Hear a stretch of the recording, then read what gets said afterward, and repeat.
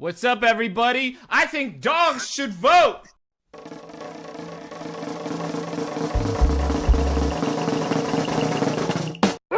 Welcome back to a new episode of Every Day is a Holiday, hosted by me, Xavier Huffman. This podcast is a platform where we cover weird holidays we have here in America, and we'll go in depth on a holiday very special to me, National Dogs and Politics Day. Let's get into it. This week we have some wild and interesting observances for you. Sunday, September 23rd is the aforementioned Dogs and Politics Day. Monday is National Bluebird of Happiness Day. Tuesday is National Food Service Employees Day. Wednesday is National Pancake Day, so remember to stop by IHOP on September 26th for those free flapjacks. Thursday is National Chocolate Milk Day. Friday is National Hug a Vegetarian Day. And Saturday the 29th is National Poison Blackberries Day, so watch out, folks.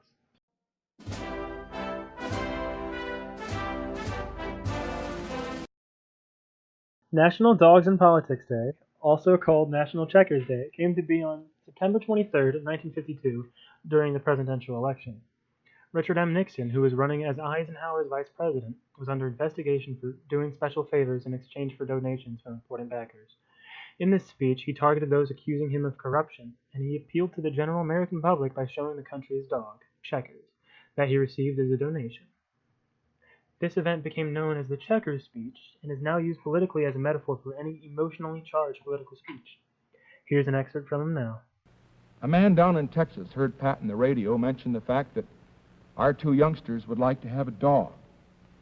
And believe it or not, the day before we left on this campaign trip, we got a message from the Union Station in Baltimore saying they had a package for us. We went down to get it. You know what it was? It was a little Cocker Spaniel dog in a crate that he'd sent all the way from Texas. Black and white, spotted. And our little girl, Tricia, the 6-year-old, named it Checkers. And you know, the kids, like all kids, love the dog. And I just want to say this right now, that regardless of what they say about it, we're going to keep him. Nixon got the idea of this Checkers speech from President Franklin D. Roosevelt's similar speech from September 23, 1944. Roosevelt refuted public claims that he left his dog in the Aleutian Islands.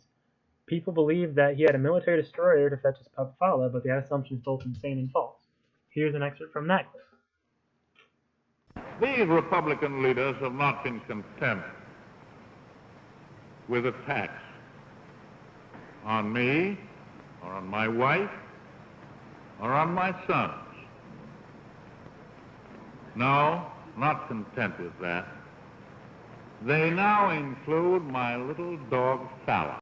Both of these speeches were highly televised events, with Nixon's Checkers speech racking in 60 million views all across America during its broadcast. The sheer popularity of this event led this day into becoming a national observance, where various news stations and social media accounts spread stories about how canines affect government and diplomacy. For example, President JFK was given a dog as a gift from the Soviet Union during the midst of the space race and in turn the Cold War. Pushinka, the gift dog, was the daughter of one of the dogs aboard the Sputnik 5. The mother's name was Strelka. Currently, 7 dogs have been elected mayor in American history.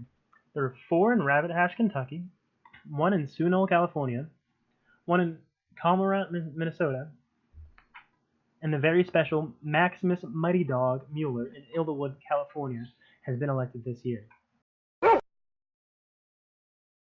Now you may be wondering, why do dogs need to be in politics? Well, here's one very important reason. Everybody loves dogs. In the AKC Gazette in 1929, a journalist wrote, "The country at large takes a natural interest in the president's dogs and judges him by the taste and discrimination he shows in his selection. Any man who does not like dogs and want them about does not deserve to be in the White House." Now think about it, folks. Trump doesn't have a dog. What? Thanks for listening, folks. I hope you guys enjoyed learning about this obscure observance, and I hope that you'll celebrate this momentous occasion by talking about dogs. See you next week on Every Day's a Holiday.